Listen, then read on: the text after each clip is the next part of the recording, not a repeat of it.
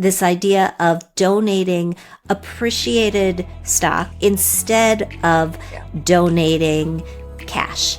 Why does this make sense? If I had $100 one day that became $1,000 and I donate that stock versus cashing it out and giving the cash to the charity or using the cash for something else, the entire amount is a tax write-off for the person. So it's a real win for the charitable organization, and it's a real win for the individual because they are able to make an even bigger difference and they're not having to pay tax on the capital gains on their stock. You get 10 shares of Meta. You are able to sell those shares and you're not charged taxes. That's exactly right, because we're a not-for-profit organization at the AHA, and in most charities, when a stock comes in, we immediately cash it. We're not like playing the stock market with someone else's money.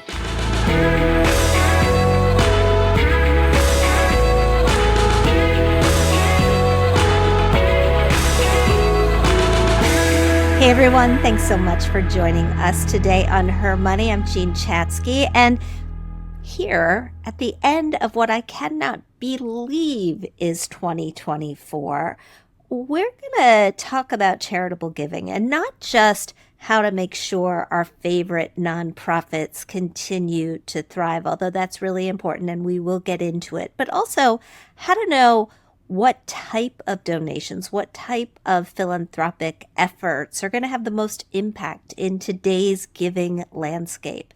Because the truth is, these days, impact matters more than ever before. Unfortunately, Americans have become less generous in the past few years, according to the most recent Giving USA report. Charitable giving dropped 2.1% in 2023, and Vox has gone as far to say that we are in the middle of what it's calling a generosity crisis. Less than half of us now give to charity on an annual basis. And sure, we have had a couple of rough years. We can lay some of the blame at the feet of inflation. But the biggest culprit may actually be how we do our taxes. Tax changes that went into effect during the first Trump administration made it far less advantageous for people to itemize on their taxes. And that dealt a blow to nonprofits that depended on people making small donations every year, often at the end of the year, in order to snag a write-off. The thing is, and I know that you know this, tax breaks are hardly the only reason to give back. We give because we believe wholeheartedly in the work that a not-for-profit is trying to accomplish. So with that in mind, today we're going to explore how we can make sure that the organizations that are nearest and dearest to our hearts have the ability to continue to thrive. And we're going to dive in with Nancy Brown. Nancy is CEO of the American Heart Association. She's held that title since 2008, and over the last 16 years, the AHA has invested close to $6 billion to accelerate scientific discoveries in cardiovascular and cerebrovascular, that's a hard word, guys, cerebrovascular care. Additionally, I'm sure you've all heard about the organization's Go Red for Women movement. The AHA created the largest known dedicated women's health venture fund in the U.S., and those are just a few of the accomplishments that Nancy's got to talk about, but we're going to leave it there because I know that you all want to hear it from her.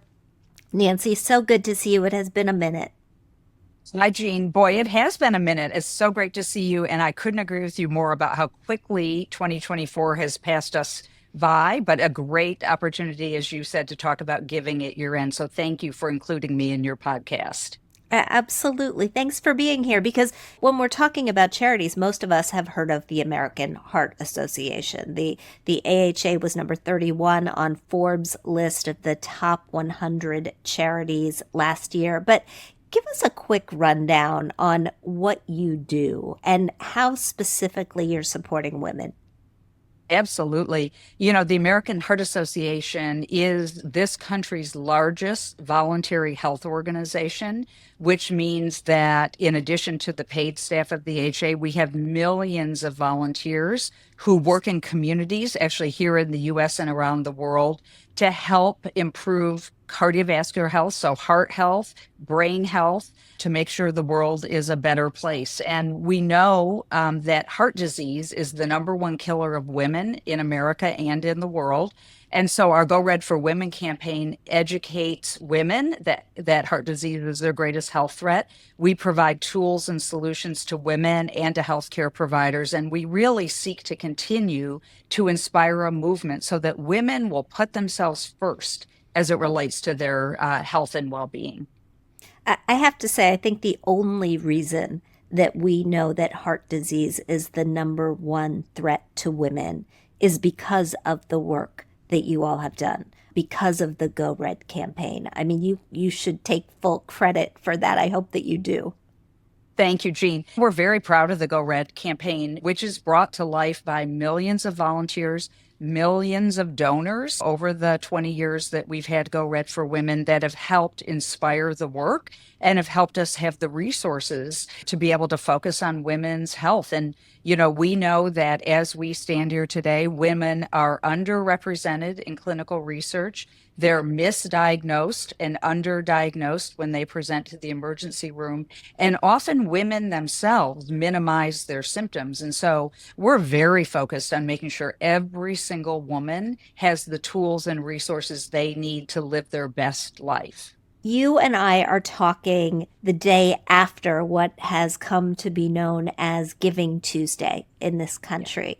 Do you guys tend to see a surge in donations or volunteer applications that day? I mean, how meaningful has this actually become? And how do you think of this day and its importance in the landscape of the work that you try to do all year?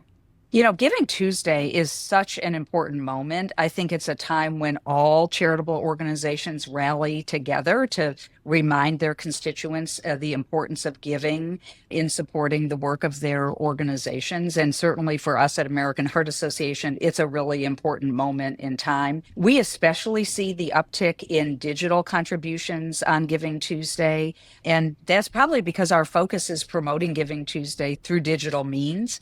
And again, anytime we can remind people in their very busy lives that organizations like the American Heart Association and so many other very important organizations rely solely on contributions from generous people, that's how we're able to serve the public and how we're able to do the work that we do.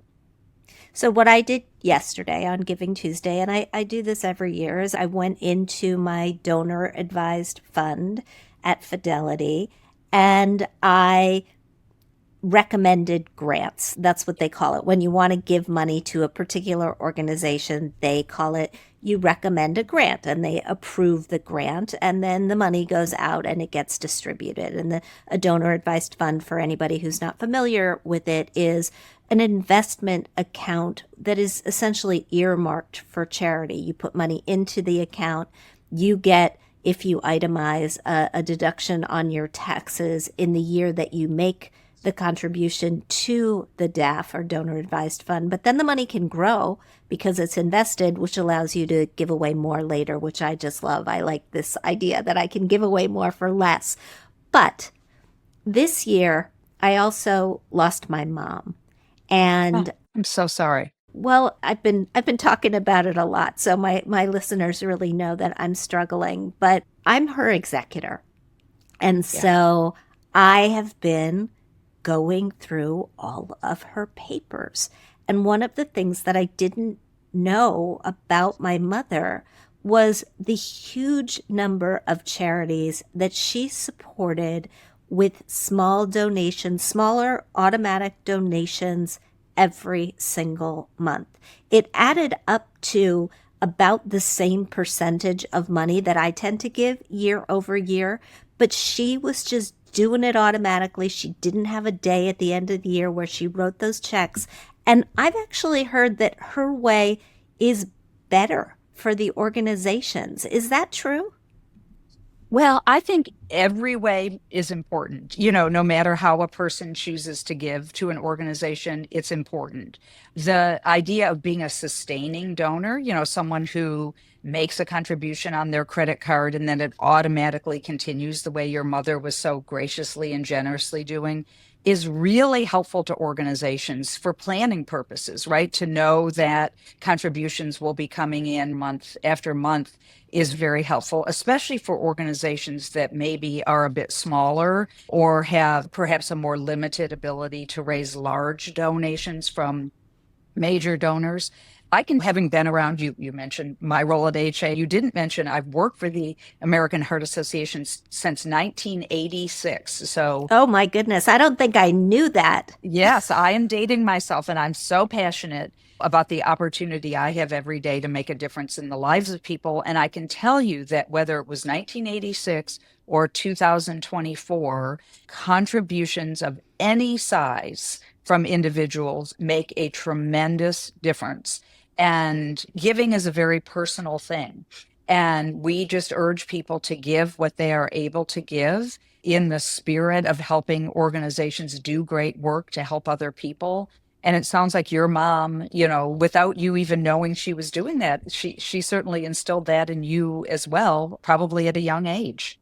Yeah, she definitely did. We were one of those households on the block. You sound like you're about my age if you've been working it since 1986, but we were one of those households on the block that used to have a carnival during the summer for muscular dystrophy. McDonald's would hand out these kits that would help you throw a backyard carnival for muscular dystrophy. And I think that was my first sort of go round with charities, although I do remember her collecting dimes for the March of Dimes. I'm curious in today's social media age, if giving money is the sort of be all and end all. For people who are feeling a little bit strapped for resources, does it make more of an impact or a similar impact to gather a bunch of friends and do a charity walk, or to share a clever TikTok raising awareness, or to make another sort of a post on social media that drives a greater number of people to the site? All of those things matter. When you think about what allows a nonprofit organization to thrive, first of all, I can speak mostly about AHA, but I serve on a number of boards and I'm involved actively in a number of organizations myself. Volunteers really matter. At the American Heart Association, volunteers are the gateway to helping us do advocacy, do screenings in communities, focus on important programs, and to raise money.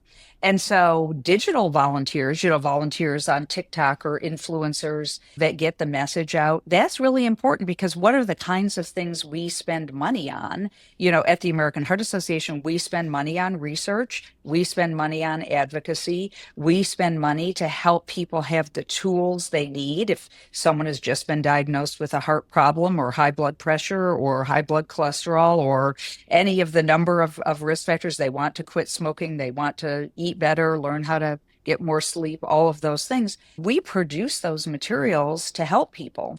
And when digital influencers can also get those messages out for us, it really helps.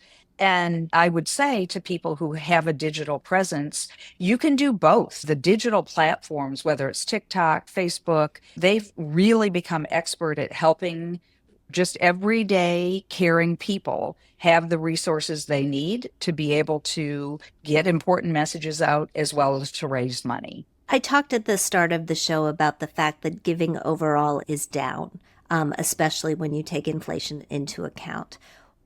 What has that meant to organizations like the AHA, and how have you all coped? Well, you're absolutely right. Giving is down. I think one of the unintended consequences of doubling the standard deduction for individuals is that fewer Americans are itemizing their taxes, and therefore perhaps not being as inspired to donate money to charitable organizations. And I can just say that donations are the way that organizations like the American Heart Association can do the important work that we do. And so it does matter.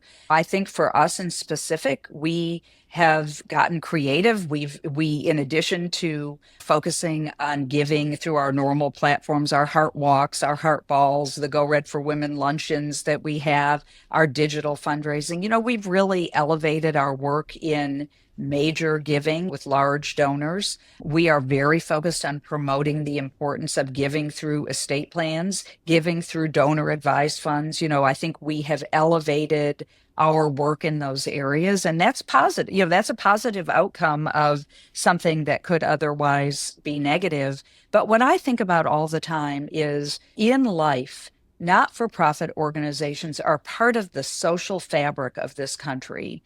And, whether it is someone who has a stroke and dials 911, and, you just assume that you're being taken to the best hospital that knows what to do and you get high level treatment. And by the way, these days you do. But why is that? That's because the American Heart Association made that happen. We wrote the guidelines. We changed protocols so stroke patients could be taken to the nearest hospital. We've helped doctors and nurses have the tools they need, and we help people when they return home. That doesn't just happen. It happens because of money that organizations have to invest to make a difference in the world. And all of the charitable organizations that I know of and that I support personally are very focused on their mission to make sure that they are giving a voice to the voiceless, helping to make sure the resources are there so that people can live their best life. And so donations really matter, large or small. I want to talk specifically about donation strategies, Nancy. People often make charitable gifts at the end of the calendar year. I know that has been the case for me year in and year out. So we're talking about charitable giving, which recently has actually seen a slowdown, and it's caused hardship for some organizations, large and small. We want to make sure that your money is doing the very best work that it can. So once again, we're talking with Nancy Brown, CEO of the American Heart Association. As she reminded us, she's been working with the American Heart Association since 1986, which is just insane. A lifetime. It's a lifetime. It is. It is. It's my working lifetime. I graduated from college in 1986. I've had a lot of different jobs, but boy, oh boy, that is loyalty and longevity and commitment. I want to talk about small sums of money. Sometimes people feel as if, oh, gosh, I only have $10. What difference is this going to make? Can you talk about how your organization will put a $10 donation to use versus $1 million donation? Yeah, absolutely. Every dollar matters. Every dollar. For us at the American Heart Association, as an example, $10 would allow us to give a hands-only CPR kit to a school. Why does that matter? Or to a community organization? There's a lot of recognition these days, thanks to our work with Damar Hamlin, the Buffalo Bills football player who had a sudden cardiac arrest on Monday Night Football. We've worked with Damar to help educate people on the importance of knowing CPR. And let me just give you the stats of why that's important. There are about 360,000 out-of-hospital cardiac arrests that happen every year, and fewer than 10% of the people who have a cardiac arrest will survive. And why is that? Because the people around them don't know how to do CPR, and chances are there's not a defibrillator near them. And so we are on a mission to help train everyone everywhere on how to do high-quality CPR. So a $10 contribution would help us be able to do that, give the resources to a school, to a community organization, a faith-based organization, a company, to be able to help train people on how to do CPR. That's an example. $1 million donation is going to help us fund a large research grant or fund a large advocacy campaign or help us create resources to think about equity in prenatal care. There's a wide variety of things that can happen, all very tailored to what a donor is interested in. but never think that your dollar doesn't matter, because it truly, truly does. Another smart way to donate that I think people don't think about often enough is this idea, and we should be talking about it seriously this year because the stock market has been on such a tear. This idea of donating appreciated stock, appreciated Yeah. securities instead of donating cash. Why does this make sense? Can you take us through the math and the what happens when a charity receives appreciated shares? Sure.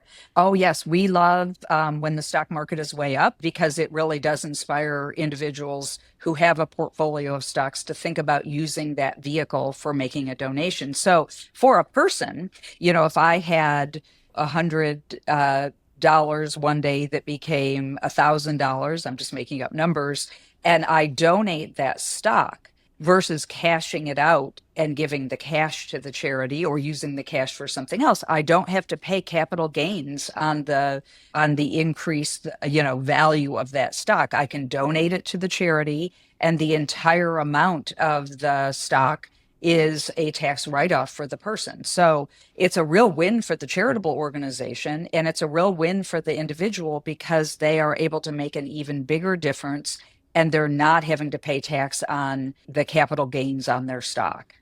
And from the perspective of the charitable organization, you get 10 shares of Meta. You are able to sell those shares and not pay taxes on the gain, right? You're not That's exactly charged right. taxes. Because we're a not-for-profit organization, we have a status that we don't pay income tax. So that's exactly right. And at the HA and in most charities, when a stock comes in, we immediately cash it. We're not like playing the stock market with someone else's money. There's another wrinkle, so to speak, that allows people who are in retirement to give directly out of their IRAs. And in some cases, this can be helpful. Can you walk us through that? Absolutely. We are very proud of the Legacy IRA Act, which has been a big priority of the American Heart Association's public policy efforts.